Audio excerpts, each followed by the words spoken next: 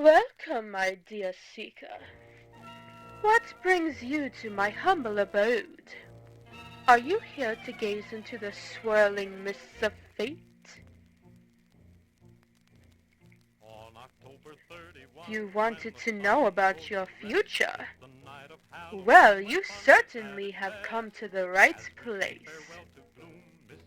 The future can be a tantalizing tapestry, woven with threads of chance and choice. Please, do come in. Take my hand. For the future you seek may have a glorious plan. There is fun for everyone, October 31. Fun.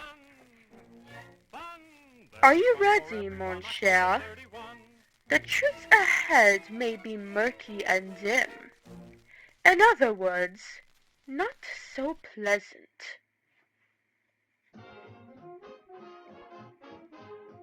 Very well.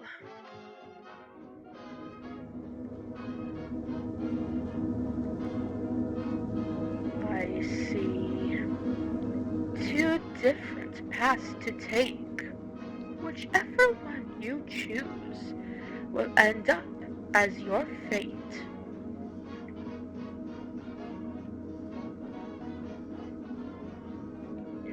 The first path leads to love and peace.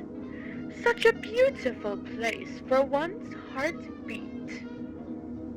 However, you must beware, my child, for shadows linger, and betrayal waits within the wings.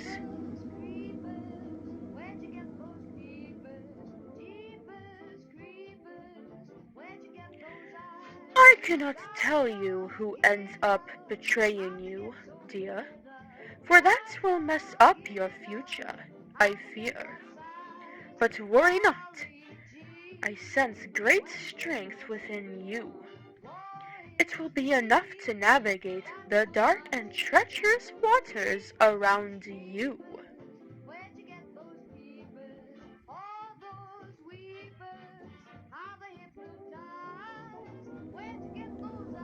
I see. A newcomer awaiting your presence. However, do not be fooled by their endeavors, for behind their perfect smile lies sharp teeth that will sink into your happiness all the while.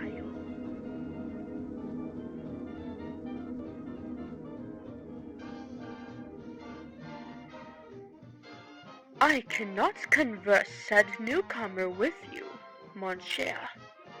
But fear not, for I am here to ease your mind and guide you down the correct path you seek. And I haunt all of the bad little boys who tell big fibs and break So, toys. I'm a ghost. what will it be, my dear? I'm a ghost. Betrayal and foolishness, or love and peace? The choice is ultimately yours. But remember, every decision you choose to take will forever echo with your fate. I'm a ghost. I'm a snooky. Now, how about a copy of The Raven from Edgar Allan Poe before you go?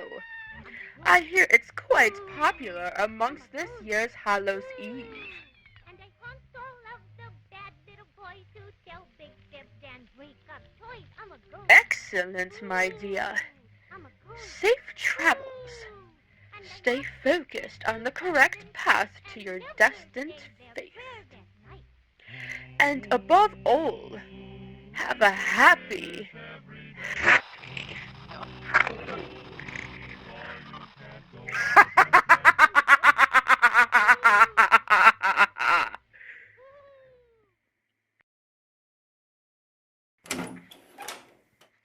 hello, my dear. How was your night out on Halloween night?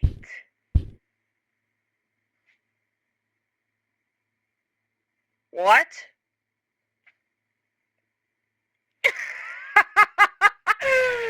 My dear, what in hell are you talking about?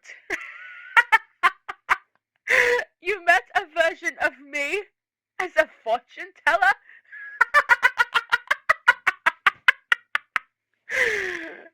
My dear, you are a card.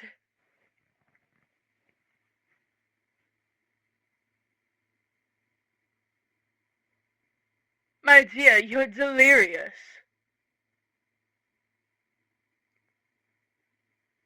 Mon cher, what's that? Is that The Raven by Edgar Allan Poe? Oh, how I love that story. My mother would always read it to me before bed. Perhaps I should read it to you? Very well. Come here. Snuggle up next to me.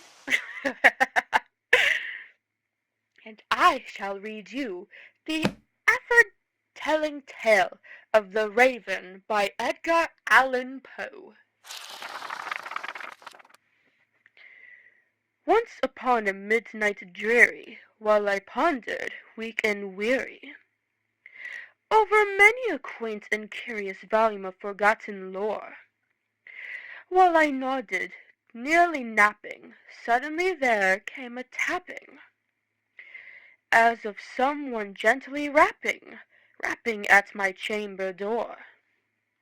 "'Tis some visitor," I muttered, tapping at my chamber door. Only this, and nothing more. Ah, distinctly I remember it was in the bleak December, and each separate dying ember wrought its ghost upon the floor. Eagerly I wished the morrow, vainly I had sought to borrow from my books surcease of sorrow, sorrow for the lost Lenore, for the rare and radiant maiden whom the angels name Lenore, nameless here for evermore. And the silken sad uncertain rustling of each purple curtain thrilled me, filled me with fantastic terrors never felt before, so that now, to still the beating of my heart, I stood repeating, "'Tis some visitor entreating entrance at my chamber door, some late visitor entreating entrance at my chamber door. This is it, and nothing more." Presently my soul grew stronger, hesitating then no longer. "Sir," said I, or "Madam, truly your forgiveness I implore. But the fact is I was napping, and so gently you came rapping, and so faintly you came tapping, tapping at my chamber door, that I scarce was sure I heard you. Here I opened wide the door. Darkness there, and nothing more. Deep into that darkness peering, long I stood there wondering, fearing, doubting, dreaming dreams no mortal ever dared to dream before. But the silence was unbroken, and the stillness gave no token, and the only word there spoken was the whispered word "Lenore." This I whispered, and an echo murmured back the word "Lenore." Merely this, and nothing more. Back into the chamber turning, all my soul within me burning, soon again I heard a tapping, somewhat louder than before. "Surely," said I, "surely that is something at my window lattice. Let me see, then, what thereat is, and this mystery implore. Sorry, my dear, and this mystery explore." I can't speak today, apparently. "Let my heart be still a moment, and this mystery explore. 'Tis the wind, and nothing more." Open here I flung the shutter, when, with many a flirt and flutter, and there stepped a stately raven of the saintly days of yore. Not the least obeisance made he, not a minute stopped or stayed he, but with mien of lord or lady, perched above my chamber door, perched upon a bust of Pallas, just above my chamber door, perched and sat, and nothing more. Then this ebony bird beguiling my sad fancy into smiling, by the grave and stern decorum of the countenance it wore. Though thy crest be shorn and shaven, thou, I said, art sure no craven, ghastly grim and ancient raven, wandering from the nightly shore. Tell me what thy lordly name is on the night's Plutonian shore. Quoth the raven, Nevermore. Much I marvel this ungainly fowl to hear discourse so plainly, though its answer little meaning, little relevancy bore. For we cannot help agreeing that no living human being ever yet was blessed with seeing bird above his chamber door. Bird or beast, excuse me, my dear, bird or beast upon the sculptured bust above his chamber door. My dear, I cannot talk today. I am so sorry. Let me try that again. Bird or beast upon the sculptured bust above his chamber door, with such a name as Nevermore. But the raven, sitting lonely on the placid bust, spoke only that one word, as if his soul in that one word he did outpour. Nothing farther than he uttered, not a feather than he fluttered, till I scarcely more than muttered, Other friends have flown before, on the morrow he will leave me, as my hopes have flown before. Then the bird said, Nevermore. Startled at the stillness broken by reply so aptly spoken.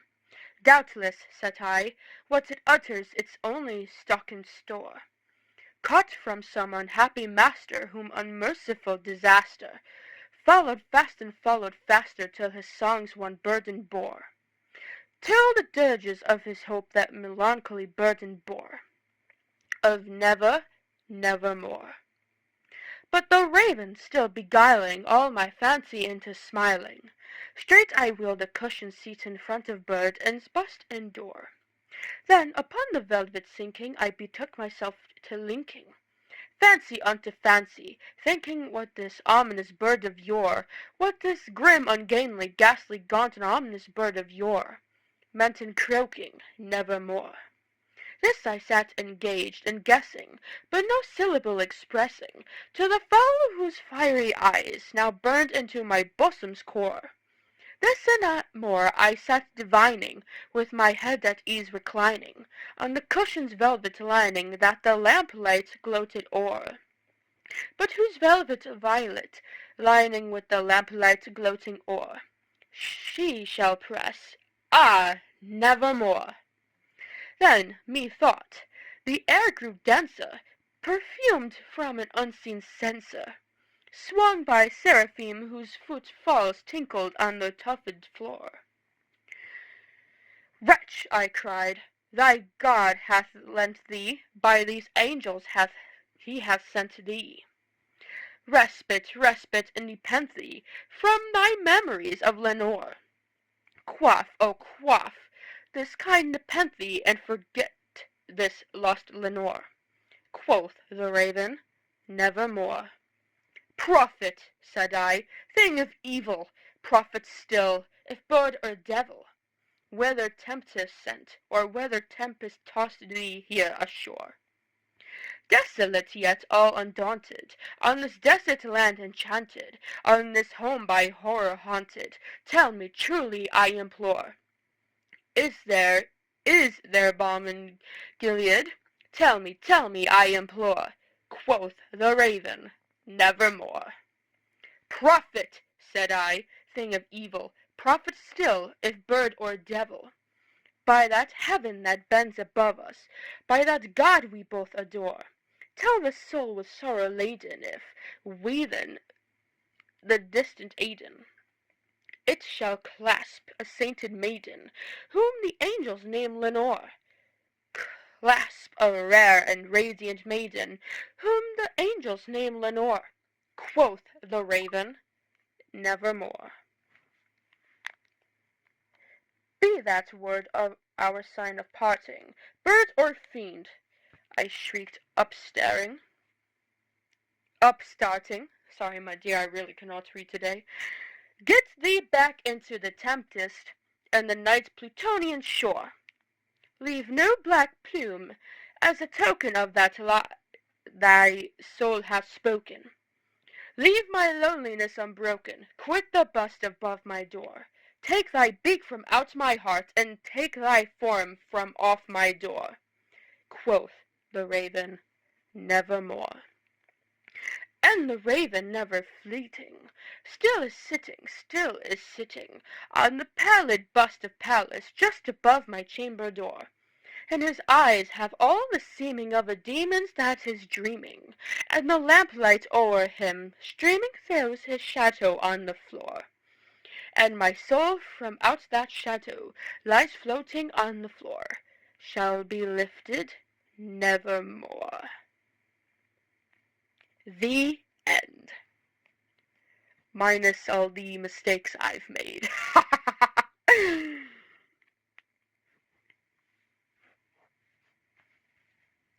Oh, it looks like someone's asleep. Good night, darling, and happy Halloween.